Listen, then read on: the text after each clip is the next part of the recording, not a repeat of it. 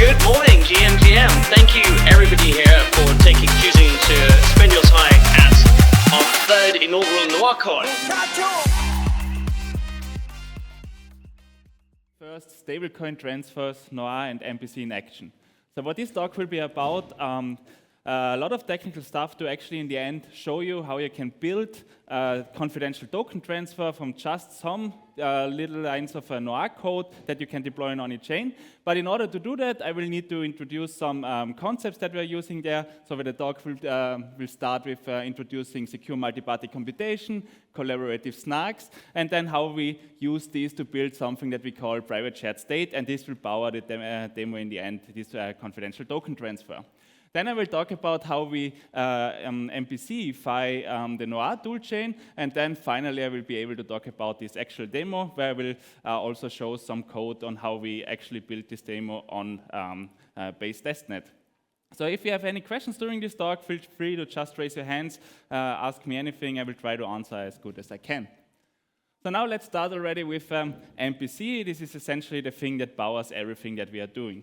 So MPC is actually quite old already. It was introduced in '82 by a researcher called Yao, and he actually motivated this problem of MPC with his now famous millionaires problem. So that the essence of these problems is that we have two parties, Alice and Bob, and Alice is like, hey Bob, I am rich, I bet I'm richer than you, and Bob is like, no way you're richer than me. And they don't want to leak their actual net worth to each other, but they have no idea how to find out who is richer than. And Yao actually introduced multi-party computation as a solution to this problem. They can find out who is richer without actually revealing their net worth to each other. Since then, so now we have 2025, a lot of years have passed, MPC has become broader, has seen a lot of research, and what you can do nowadays with secure multi-party computation is essentially compute a function on the combined private inputs of a lot of different parties without leaking these inputs to each other. So it's essentially arbitrary compute on encrypted data. And I want to stress on this arbitrary compute a little bit more, because especially in Web3, when you talk to people, whenever they hear MPC, what they mean is threshold signatures. But this is one application of MPC. In that sense, they are computing a signature from without actually knowing the secret key behind that. But this is just one application of MPC. In general, we can use MPC to do arbitrary compute on encrypted data. Then how this works is multi-party computation. It has it in the name. There is a setup with multiple parties. I have it here on the right side. And for this explanation, I will focus on a branch of MPC that's called secret sharing-based MPC. And the way this works is, let's say you have some secret data. This is the picture of the cat here. You want to compute on this secret data. What you have to do is you split it up in these random shares, where each of these shares alone don't leak any information about the actual picture of the cat, and you give one of these random shares to each of the computing parties that are involved in this MPC network here. And what they can then do with these secret shares is compute on them. So we distinguish between some linear functions, for example, adding these shares. They can actually do this locally without communicating between the parties. And the outcome is, again, some secret shares of the actual result they wanted to compute. Yes? I can share them afterwards. Yeah, I will post them somewhere and make them available. So for a nonlinear function, we also can compute that, for example, multiplying two shares, but we cannot do this locally, but the computing parties actually need to exchange some randomized information to each other. So it's all randomized, but still they need to communicate with each other, and in the end what they get is still the output in secret shares of this desired result. And once you have done all these computations, you can combine these shares again and get the actual result of the computation here. In this case, we turned the cat into the super cat here. So it's all about sharing some data amongst multiple parties. Computing on these secret shares produces another set of secret shares, and this computation might require communication between these parties, and in the end you can combine these sets again to get the actual output of this computation. And so that the bottleneck that you usually have with MPC applications is that if we have a lot of nonlinear stuff in the circuit, the parties need to communicate a lot with each other. So this is the main drawback of MPC. All right, so what are collaborative SNARKs? Long story short, collaborative SNARK is essentially just creating a SNARK, a zero-knowledge proof in MPC. And Why would we actually do that? Is this even leading to some performance stuff? And the cool thing about these SNARKs is that they're essentially all linear. So when you're looking at the main part of a Graph16 proof system, of ultra-hung proof system like in EdStack, you see that they mainly consists of FFTs, MSMs, SumCheck, etc., and this is mostly linear. That means when I evaluate this zero-knowledge proof system in MPC, I said before in the previous slides, linear stuff don't require any communication between these parties, so I can actually evaluate the zero-knowledge proof system in MPC very efficiently. And with very efficiently, I mean the MPC does not add a lot of overhead compared to evaluating the zero-knowledge proof without MPC. So and when we do this, what we get as a result is a collaborative SNARK essentially has programmability from MPC, so I can compute on data that I don't know of this data set, this is secret shared. I get the provability from the zero-knowledge proof system, and in both of these, MPC and zero-knowledge, I don't leak anything about the data sets that are actually involved in the computation. So with a coSNARK, we have computability or programmability and provability without leaking data. And that is the main thing that we are using for all of our toolings here. So in coSNARKs, there's a little bit more involved than just MPC-ifying a zero-knowledge proof system. So because when you think about it, when you now think without MPC, if you write your Noir code, what is actually first happening is that you have to compute on this Noir code on your input data, and then before you actually create a zero-knowledge proof, you need to translate it into the proving key, which is essentially a trace of the proving system. And then finally, once you have this done, you can plug it into a prover, for example, ultra-hung prover, to create the actual zero-knowledge proof. And what this pipeline actually means when we do a collaborative SNARK from a Noir, which is essentially the goal of our whole toolchain, is that we will also need to be able to compute this circuit that we have written in MPC before we then can actually use, for example, an MPC version of an ultra-hung prover in the end. Then the thing about collaborative SNARKs is that in research, when they talk about it, they usually focus on the prover in the end. And this one, as I said on the previous slide, is super efficient in MPC.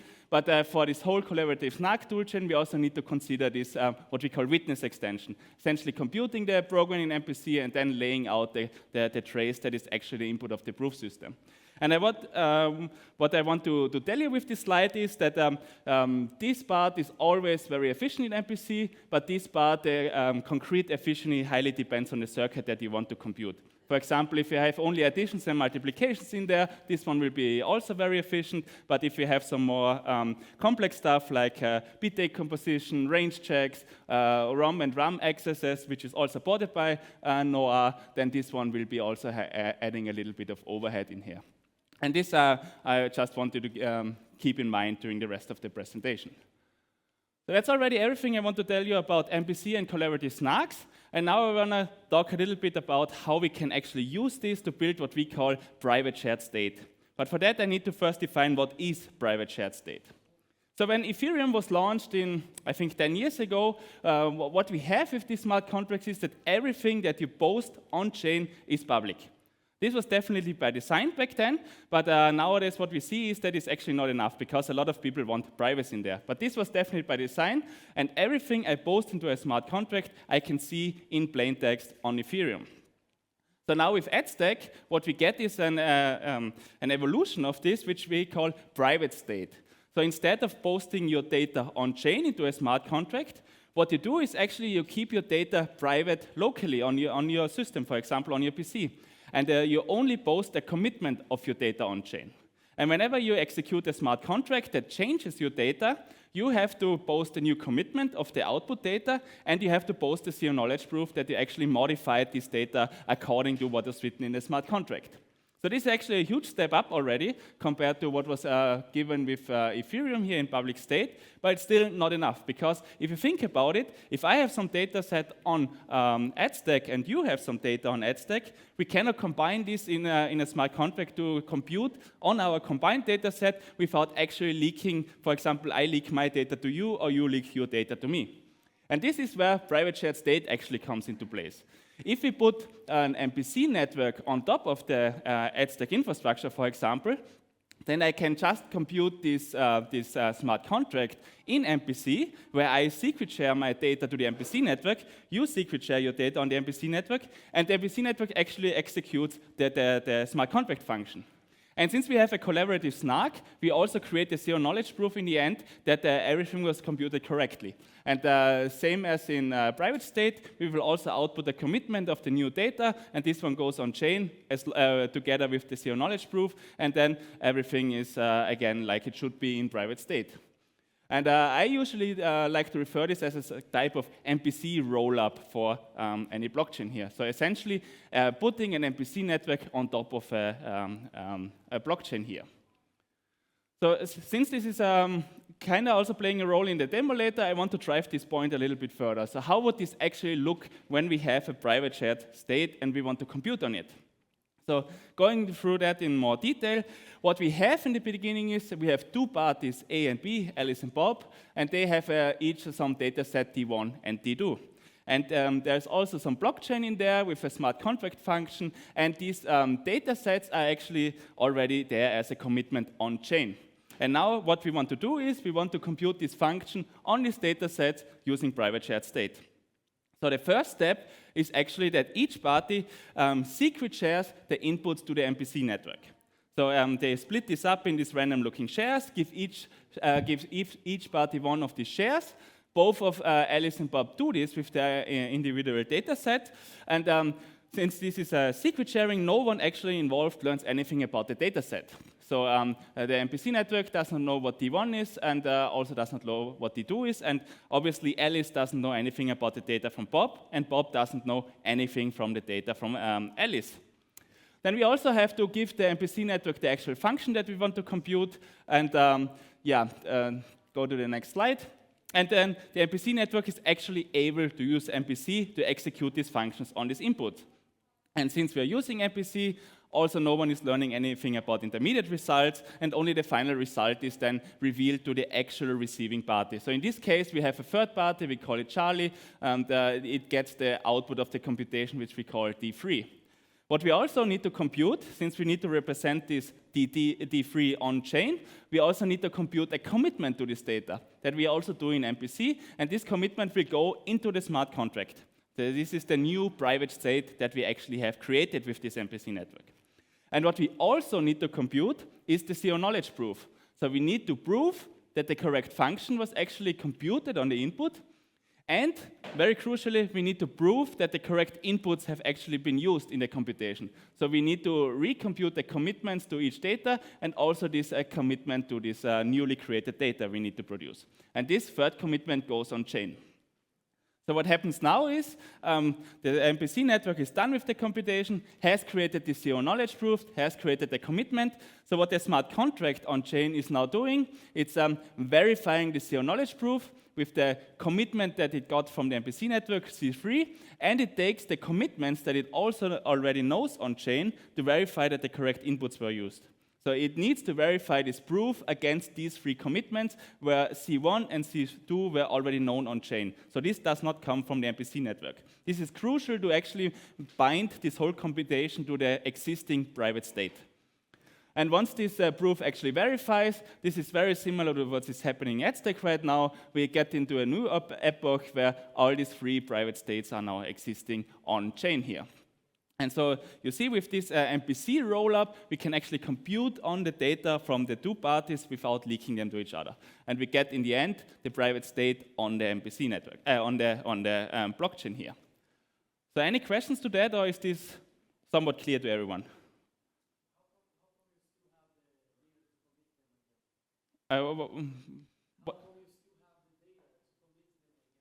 So here, no, this is just a representation. Here you don't commit, this is just shows that this is actually a commitment to T3. So that this is not showing that we actually computed. This is just showing that this is the specific commitment, yeah.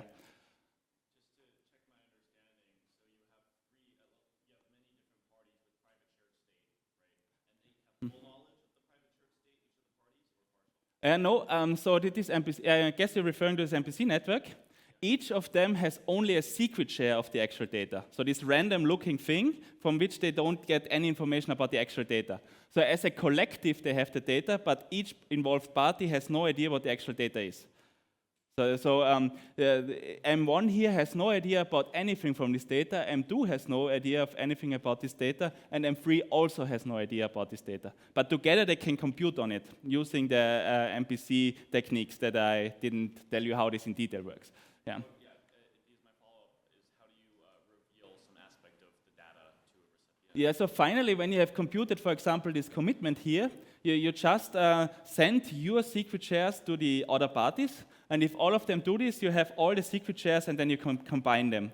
So that is then what we call opening of the data. So it recombines the actual data. But you should only do that once you have something like a commitment that doesn't leak anything about the input data. Or, for example, here, Charlie is supposed to get the D3 data set. So each of the MPC nodes sends their shares to Charlie, and Charlie can reconstruct them to get the actual data. Got it. And that would apply for all the data in the set? All the data, everything that you want to open in the end, yeah? So if we want selective field disclosure, it would have to be multiple MPC networks? Not sure what you're referring to. So we have only one MPC network consisting of multiple nodes. Right. Yeah, and so if you want to reveal some intermediate values selectively, then they have the secret shares of them and they just combine them again. Thanks. Okay, great. Then let's continue. And there's a nice additional property that we have with this MPC setup. And that is that if there is, for example, some computation that leaves a full data structure of secret shares on the MPC network, then we can keep it there in secret, so no one except the MPC network as a collective knows this data, so no individual party, no one else, etc. And they can keep this data in what we call in private shared state. So that is it actually possible to build use cases when no one knows the actual data set. So we will see this later with this confidential token transfer, where we'll have the balances of all the users in private shared state, which is located on the MPC network, which essentially means we will store the whole balance mapping to the addresses in secret shares on the MPC network. No one actually knows the full data set, only the MPC network has a collective, which means that no individual party knows anything about it, but only as a collective they can make computations over it. What is also very nice is that a property in MPC is that you can just create random data, which is also not known to anyone. And there are use cases out there, for example, if you want to have an on-chain gaming system, poker or whatever, you can let the MPC network create a random seed that is not known to anyone, and they can then use this seed to shuffle some deck. That is verifiably then on-chain that the correct seed was used for shuffling, but no one actually knows what the deck looks like. So except the MPC network as a collective, but each party in the MPC network has no idea about what the actual shuffling was like. So you can use private shared state also as a technique to create random values on-chain without anybody actually knowing what this random state is actually like. This one is, will be probably useful for a lot of this gaming application, for example. All right, this is everything I want to say about the private shared state so far. We will come back to it then when we have the actual demo that I want to show you. So now I want to talk about our efforts of MPCifying or collaborative snarkifying the Noir language. So and the goal here is actually that we let you guys write your Noir code, and then you get, with our tooling, MPC and collaborative snark for free. So we want to MPCify Noir and Barettenberg. So as I said, it's then easy for you guys, when you write your Noir code that you would usually do for AdStack, you can also reuse the same programs to get MPC and coSNARKs, and in extension, private shared state from your Noir programs. And there's also a nice property of coSNARKs is that once I have created the zero knowledge proof in the end, then this proof is actually indistinguishable from whether I used MPC to create it or whether I just created it on my own. So you can reuse all the toolings that is there in the AdStack infrastructure, for example, the Barettenberg solidity verifier, normal Barettenberg verifier, to verify the proofs that we create with our coNoir and collaborative snark toolchain here. So in the workflow then, keep repeating this, workflow is you guys write the Noir code, we have the MPC network, you secret share the inputs to the MPC network, the MPC network also gets the Noir code, and you can then get the output of the computation and the zero knowledge proof, all from our tooling based from Noir. So the setup here exactly looks like this. We have somewhere this MPC network that, for example, is hosted by us with some parties that we contracted for that. And if you want to compute on data from Alice and Bob, you use our tooling to secret share this data, send the shares to the computing parties in the MPC network. Then there's also somewhere a Noir program, for example, from a smart contract, or maybe Alice has written this program. This one gets then compiled using the normal Noir toolchain, and this compiled program gets sent to the MPC network. And this one executes this Noir program using our tooling, produces some secret shares of the output and also the zero knowledge proof. And Charlie, in this case, is the party receiving the outputs. It can use our tooling to reconstruct the output data, and it gets the desired output and the zero knowledge proof here from our tooling. And as I said before, the proof itself is now indistinguishable from whether it was created with MPC or not. So you can use either the normal Noir tooling, the Paretenberg tooling to verify this proof, or you can use our version of this verifier as well to verify this proof. Okay, so what we always have in these collaborative SNARK settings is we have somewhere an MPC network that does the actual computation, and with coNoir, what we get is that this MPC network executes code that is written in Noir. Question? Yes? Is this network live? Can we really use it already? Yeah, so we have some nodes contracted for that. So I will mention this on the next slide, I think. We call this TACEO proof. So if you have some Noir programs that you want to try out, you can contact us and we give you access to that. Okay, so what is the state of coNoir so far? So we write everything in Rust, so it's a Rust library, and if you want to play around with it, there's also a small example binary that you can call with all the different steps involved, witness extension, proof generation, etc. But usually you would use a library to embed it directly into your application. So we also have implemented the ultra honk in MPC. We call this co-ultra honk, and this is compatible with the Paretenberg version V300 nightly something. So it's very up to date. The witness extension and trace building that is compatible with Noir 1.0.0 beta 15, so also very up to date already. And what we support from Noir, you all know Noir is kind of feature rich. What we support in our toolchain is already quite a lot. So normal field arithmetic definitely is the native data type of Noir, but we also support these smaller data types, U64, U32, and so on, which internally use range checks in the end in the proof system. We support the ROM and RAM accesses, which you get when you essentially write a vector in Noir. We also unconstrained functions, which internally get called to the Brillic VM in Noir. We support most of the stuff here as well. And for the black box functions that you have in Noir, we also support a good chunk of them already. For example, the Poseidon2 black box function, and XOR, MSM, and many more. That is all implemented in our toolchain. So this is all when you're using the co-ultra honk, but what we also have is a limited version of a feature set where we can compile down Noir code to a co-Groff16 prover, so essentially MPC-ified version of Groff16, and this one is actually based on the proof kit, which is essentially a Noir to everyone CS compiler developed by some people by a World Foundation. So and for this, since you all may know, Groff16 has a very limited set what they can actually prove. So here we also do not support all of these things here, this more advanced stuff that you can prove with ultrahonk. But if you have a limited set of what you actually want to write in Noir, you can also use the coGroff16 pipeline. And for our demo, we are actually using coGroff16 because the Groff16 verifier is available for a lot of different chains and just cheaper in terms of gas costs.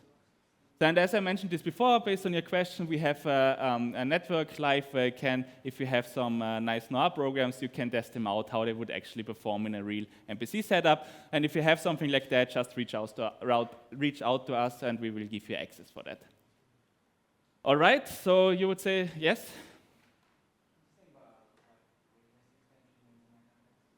So the witness extension was this part where I say where you actually have to compute the Noir program in MPC and prepare the trace that is then actually the input for the actual proof system. So everything from Noir program to the trace is the witness extension. And then afterwards there's either Graph16 or UltraHonk or whatever. So what about performance of, yeah, yes? Sorry? So essentially, same as in Barettenberg. I don't know what the exact constraint is, but obviously with MPC, you see this on his slide here, you get a little bit of overhead. So yeah, in practice, what this upper limit is kind of depends on the machine setup that you will use for your benchmarks.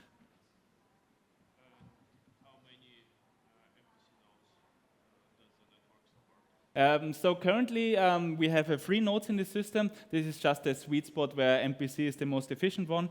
And yeah, 3 nodes at the moment, yeah.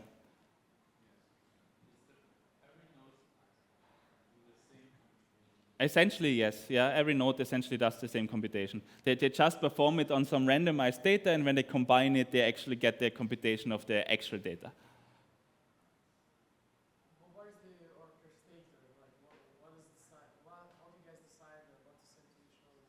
Sorry, what? How do you guys decide what to save to each part of the MPC? Yeah, so in the beginning, you get the secret shares from the actual data, and then there exist specific MPC subprotocols which define what you need to do for an actual multiplication to work, what you need to do for an actual, let's say, a lookup to work, and so on.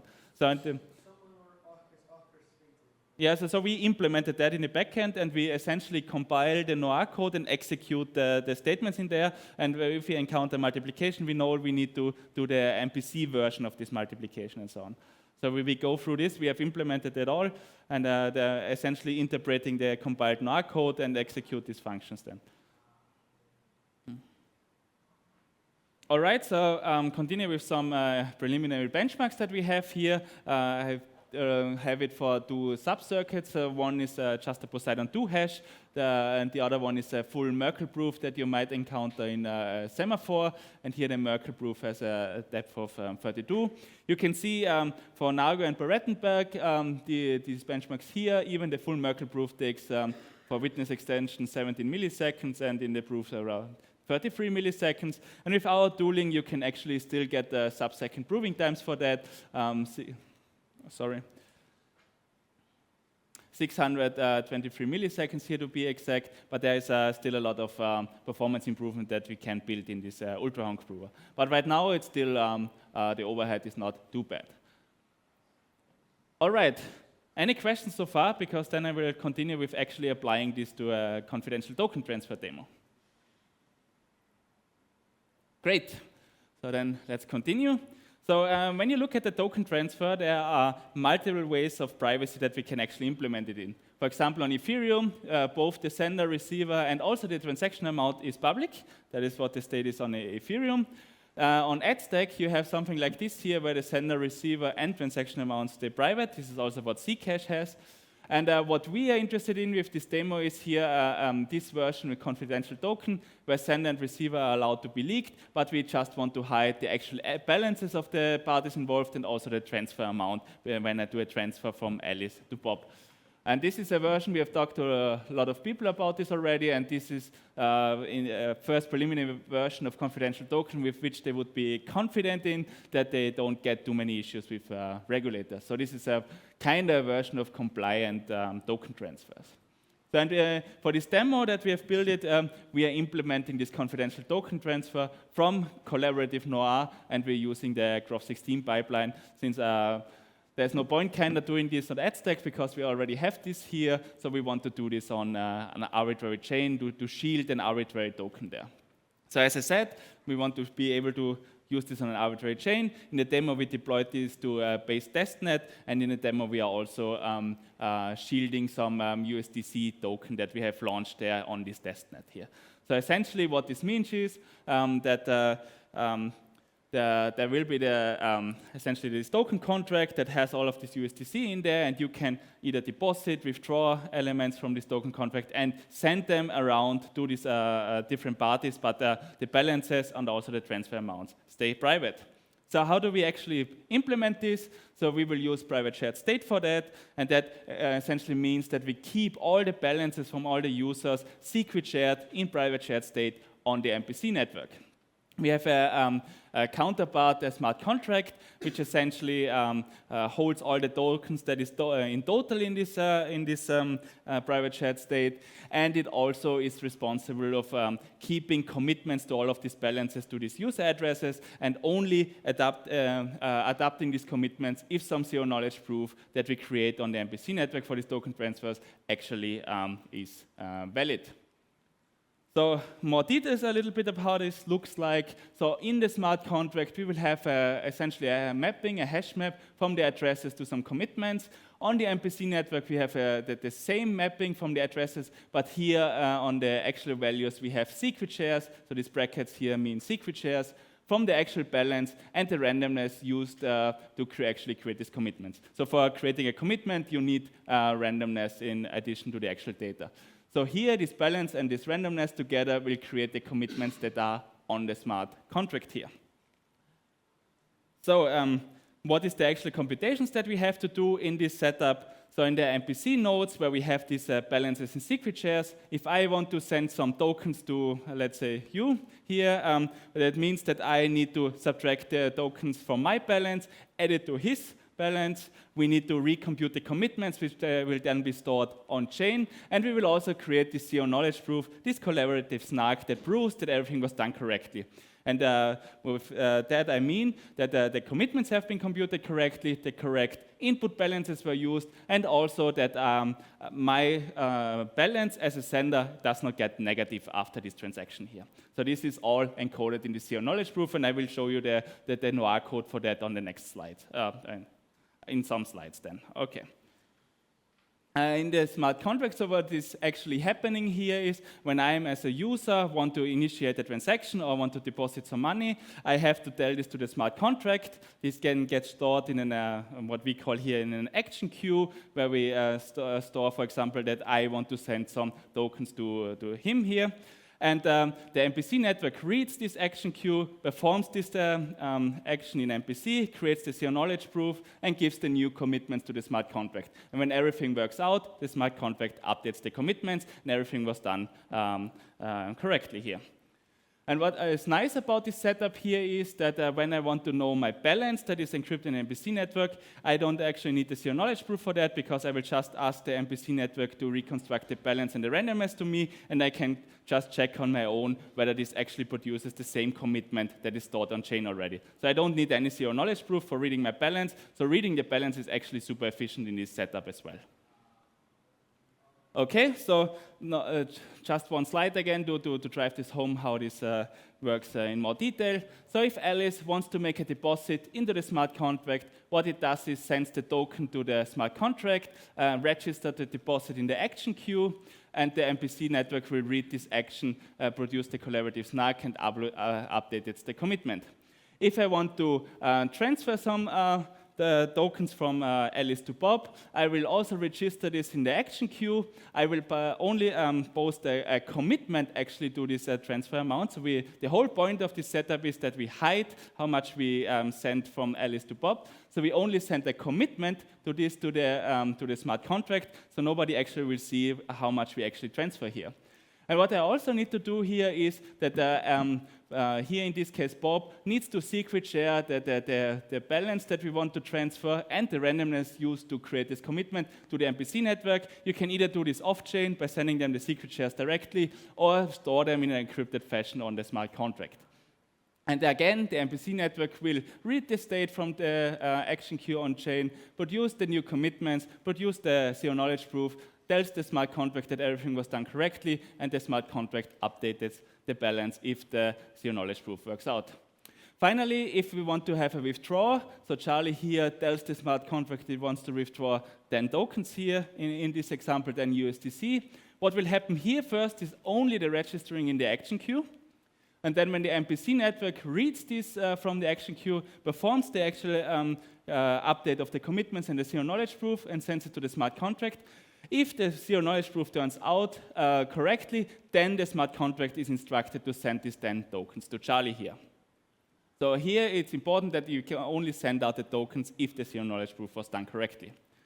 Then what we can see here, since here in this deposit, Alice is actually transmitting this token into the smart contract, and here in this withdraw, we actually also see a transfer on-chain. There's no need to actually hide these amounts here because the actual token transfer leaks this anyways. So we only hide it for the actual transfers between two parties here. And finally, for a read of my balance, I will directly ask the MPC network. It will give me the balance and the randomness, and I can just check whether this actually matches the commitment that is stored on chain. Okay, any questions to that? I will show you the critical parts of the smart contract in some time as well. Good to go? Then, yeah?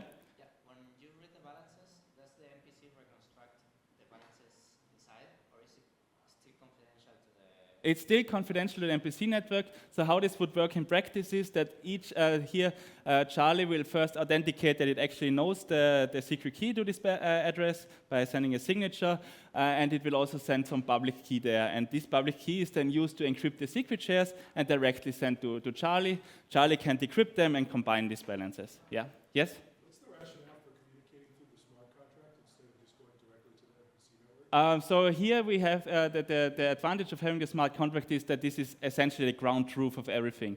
So you can see that you actually registered some transaction. The MPC network then is forced kind of to keep its good light in the public, to act on this action and then post the new commitments on chain. So this is the smart contract is the coordination and the ground truth of everything.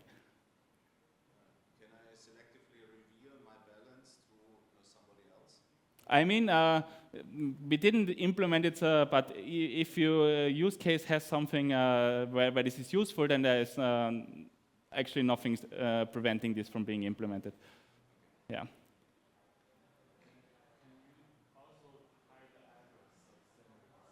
Yeah, so we will talk a little bit about that later on. Essentially, the short answer for that is that if you also want to try hide the sender and receiver, then the MPC becomes much more involved and the throughput gets less. But you can actually do that. But throughput is way less than what we get here. Okay, so as I mentioned this before, source code is written in Noir. I will then show you the source code of this. And we compile this down to an Aaron-CS constraint system and use a Graph16 proof to prove everything is correctly. So in the NPC network, what is happening is that it modifies the private shared state, it performs the coNoir witness extension, it compiles the coNoir to the L1CS system, and then executes the MPC version of the Graph16 prover. And now I want to show you how little Noir code is actually involved in getting this thing done. So what we do in this demo is actually, once the MPC network creates a zero knowledge proof, we don't do this for just one transaction, we do this of a batch of 50 transactions here. So and this is essentially the Noir code that we have here. We have as an input 50 inputs for these transactions, where the inputs are actually the old balance of the sender, the randomness used to create the commitment for the old balance of the sender, the same for the receiver, so the old balance and the commitment we used. We have the amount that we want to transfer as the input for the zero knowledge proof, also the randomness used to create this commitment that is sent by the user on chain to indicate how much you want to transfer from Alice to Bob. And what we also get as an input, the new randomness that the zero knowledge proof system will use to create the new commitments for the sender and the receiver. So these are all the inputs that we have for this proof system. And you see here we have number of transactions 50 of these inputs here. So the zero knowledge proof essentially proves that 50 transactions were done correctly. There's an output. Here this transaction output consists of 5 commitments, and these are, in Noir world, if you have an output of your main function, this is essentially a public input to the proof verification. So when we want to verify these proofs, we need to provide all of these 5 commitments here. And these commitments are the old commitment from the sender, the new one from the sender, the old one from the receiver, new one from the receiver, and also the amount commitment that we use to indicate how much we actually want to transfer. Then we will see this later when I show you the smart contract.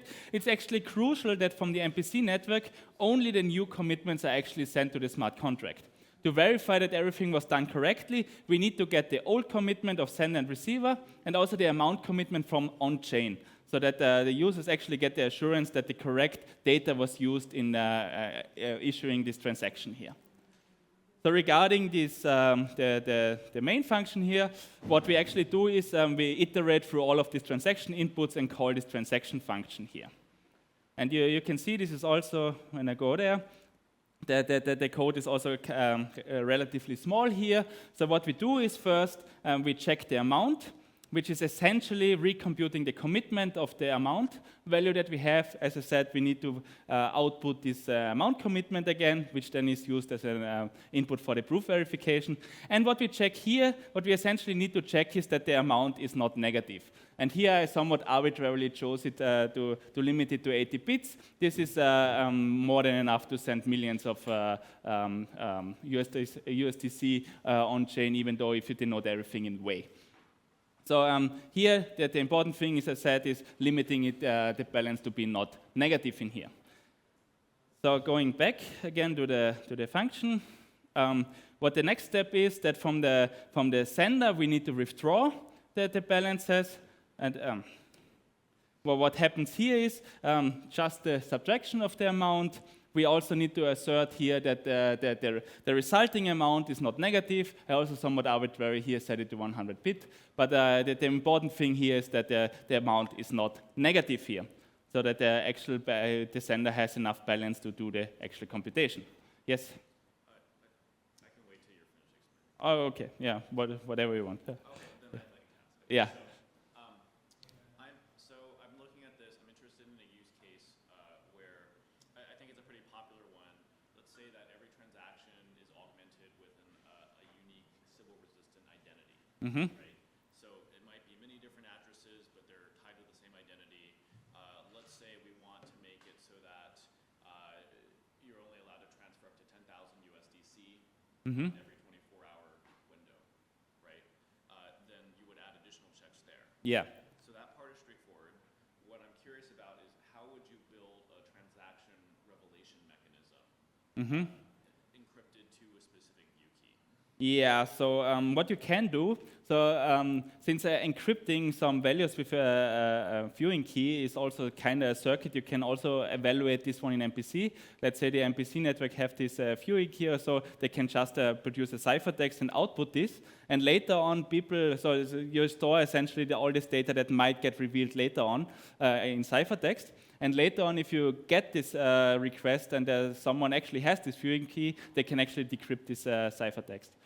You can also make this that this viewing key is secret shared, so in MPC for multiple parties, maybe a regulator, maybe the use case provider, and so on, so that they only together can decrypt this data. And the use case provider may just do this if they get a warrant from a judge or so that they actually should do this. Do you need to generate the view key up front for the circuit, or can it be dynamic? I mean, you need to have it once you, at this time where you want to encrypt the data in MPC. Yes.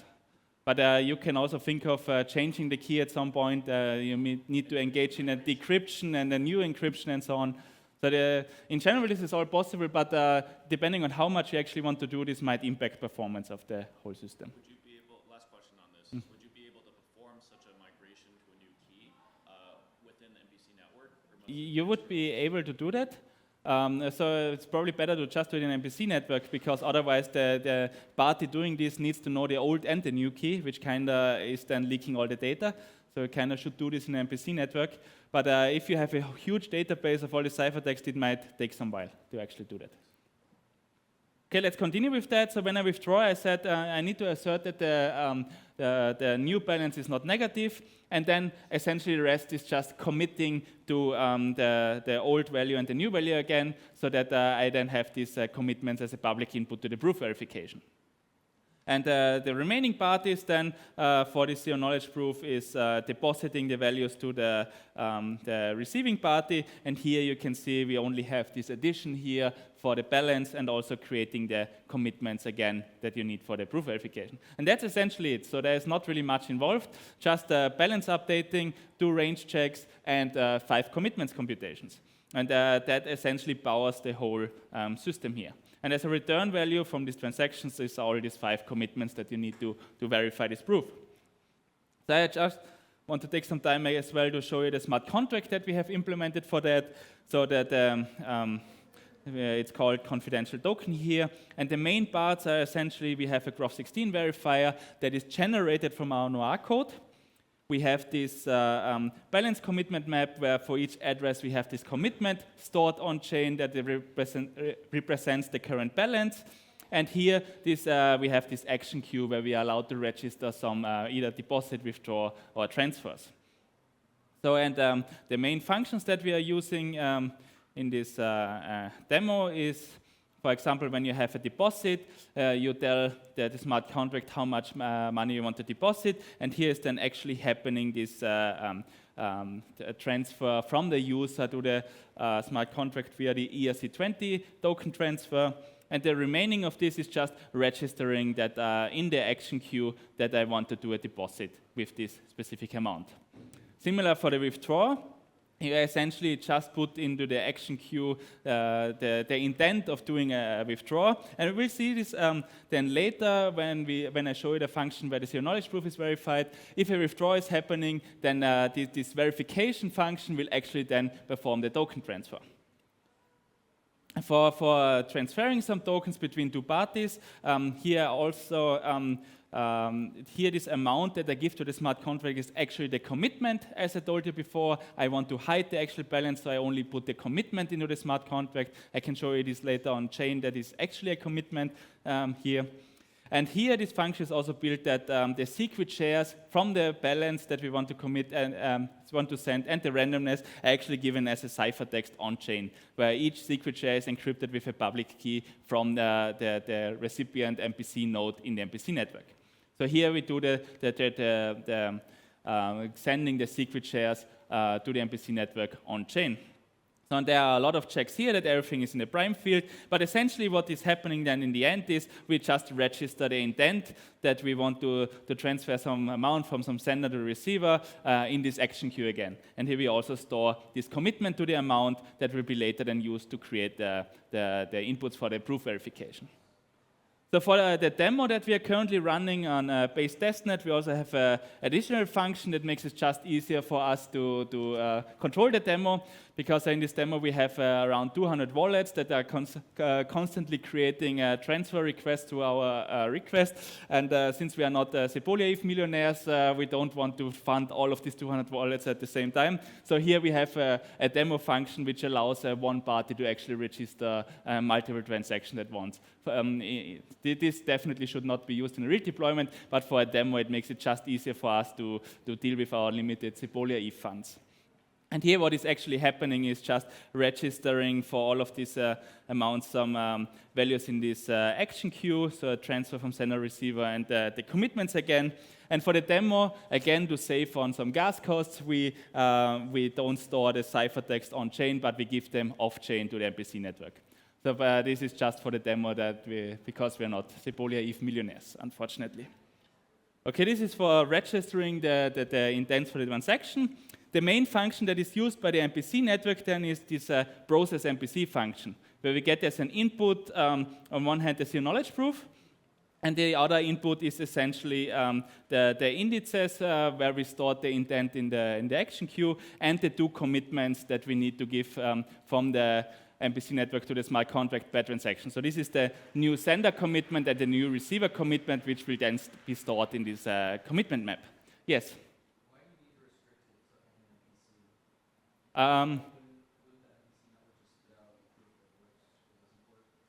I'm sorry, I didn't get it. In this setup, we only want one specific MPC network to be able to update the balances. In general, if you have a setup where you think multiple parties should be able to create the zero knowledge proofs, then it should be fine to also allow multiple of these networks to actually send the proofs to the network. But it's just way easier if it's one network dealing it, because otherwise you need to synchronize the updates that you have between the MPC networks. Yeah, it's more of an engineering issue, because if you update on this network and you update on this, you kind of need to sync the updates with it. Yeah. Okay, and then what is happening now in this process MPC function is that I said here we are verifying a batch of 50 transactions here. So we essentially go through all of these batches. We get the actual query from the action queue. And then I will just show you the one for the transfer is the most important one. What we do here is we essentially build the commitment inputs for verifying the zero knowledge proof.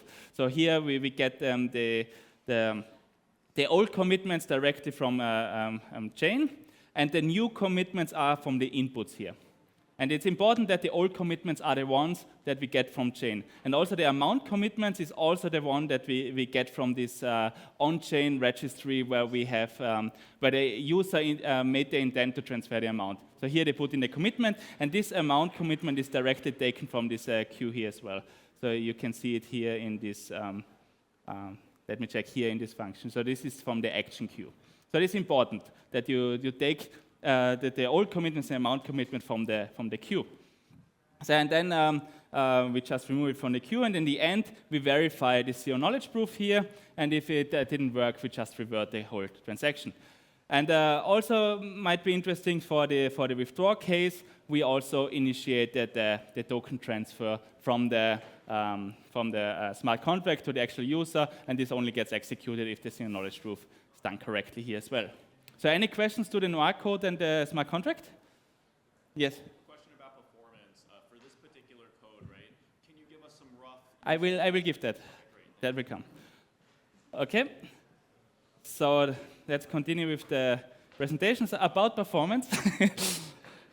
So about performance. For this setup, so these benchmarks are here now with a batch size of 96, and we are actually getting a throughput of 209 transactions per second, and this is including all of the zero knowledge proofs. So you can see the runtime on a bigger machine with 96 CPUs for this full batch of 96 transactions is roughly half a second here, and there you can see that 270 milliseconds are from the actual proof generation and 180 from the witness extension. And here, this first column here is indicating what would be the performance if we do it without the zero knowledge proof, just doing everything with MPC, which means updating the private shared state and recomputing the commitment. And you could see here that the performance is actually significantly higher if we skip on the zero knowledge proof. But obviously, in a real setup, you want verifiability, so we also compute the zero knowledge proof here. Okay, then for this demo, I told you before, we have launched this on, oh, I had it open already, so let me check if this is still loading.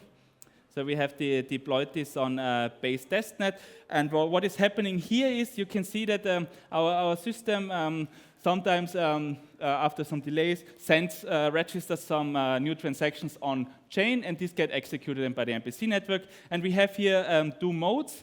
We first send some base transaction there. We register between 25 or 50. This is randomly chosen on chain, and this then gets executed. We do this 3 times in a row with some delays in the meantime, because again, we are not Sepolia Eve millionaires, so we don't can do this all the time. We run out of funds quite soonish, I guess.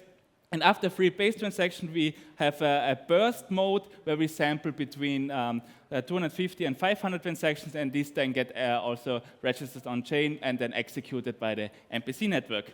And in active periods, what we get here is on chain about 195 transactions per second. So on here on this demo website, what you also get is you see the current utilization of the MPC network. We show that we have, since we set up this smart contract, about 1.3 million transactions have been executed. and the latency for the user between registering a transaction and it actually gets confirmed with a zero knowledge proof is roughly 2 seconds per transaction, and the average coSNARK generation time is less than 200 milliseconds. Also on this demo, you can see here the logs that are running. So here is essentially what the MPC networks, each node of the network is currently doing, and also here is what is happening on chain.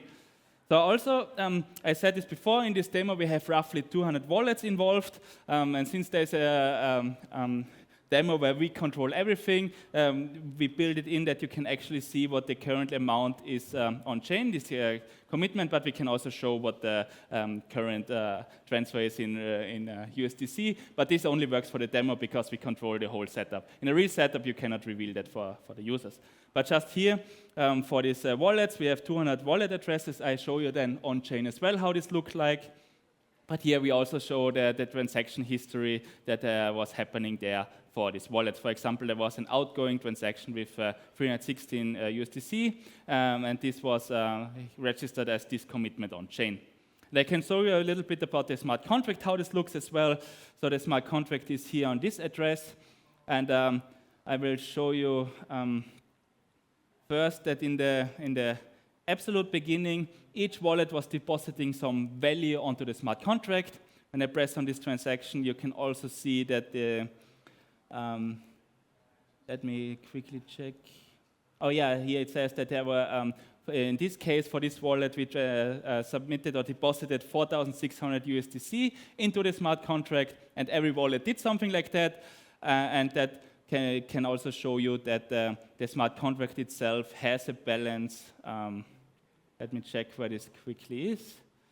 So I think this is the smart contract. Yeah, exactly. Here the smart contract currently holds around 1 million USDC, which comes from all the deposits of the 200 wallets here. So, and what you can also see here, if you look closer, what's happening all the time is that we register some transactions there. As I said, for the demo, we use this transfer batch function. And when I go into there, what you also can see is that the input to this function are a lot of addresses, the sender addresses, receiver addresses, and then the amounts are actually these commitments here. So we don't give the actual transaction amount to the smart contract, so the public has no idea what the actual transaction amount is. And these are represented all by these commitments on chain. And then when we have this process MPC function, you can see the input is essentially the indices of the transaction in the action queue, and then the new commitments that will be stored on chain, and also the zero knowledge proof, the Graph 16 proof used to verify this transaction. So you can also scroll through this further. We have verified the contract, so you can see the source code here as well. It's the same that I have shown you before. So and for this demo dashboard, you can, so this one is online at mercysdemo.co.io. And you can play around with this, see that we will have this running for another week, probably, maybe more, and it will constantly issue transactions on chain, and the MPC network will then execute them. And yeah, you can play around with this a little bit more. So one more slide before I want to conclude the whole talk. We had the question before, what would happen if we want to build a confidential token transfer, where we also, in addition, hide the sender and receiver. What this essentially means is that on the MPC side, we would need a data structure which has a hash map where the address is also secret shared, and in addition to the balance as well. And we also need then to represent this whole hash map as just one commitment on chain, because if I have for each address one commitment only, then if I update these commitments, this would implicitly leak sender and receiver again. So this whole hash map needs to be only one commitment on chain. Private and transaction is then just modifying this data structure, similar to what is happening in the demo right now. And we have zero knowledge proof that everything was done correctly. Then we started investigating this as well. We have a small preliminary version of a fully private hash map here, but since this is more involved in the MPC and CK setting, you will have to deal with less throughput if you want to deploy that. But this gives you the ability to fully hide any token on any chain, even sender and receiver, in addition to transaction amount. So this brings me to the end of the workshop. What I've talked about is collaborative SNARKs, essentially a combination of zero knowledge proofs and MPC, which gives you programmability, verifiability, and privacy. We talked about our efforts in bringing MPC and collaborative SNARKs from Noir. So we have an implementation of UltraHonk and Noir in MPC, and this enables private shared state from Noir programs. And I've shown you that we have a demo running for confidential token transfers. You can check it out on the website. And here we hide the transaction amount for transfers on-chain, and everything is done from Noir and the compilation chain to Prof 16. And this demo will be running for the rest of the week and also the next weeks. So please check it out and see what you can do with Noir. Thank you for your attention. It was a pleasure to be here. Hope you learned something. And thanks again.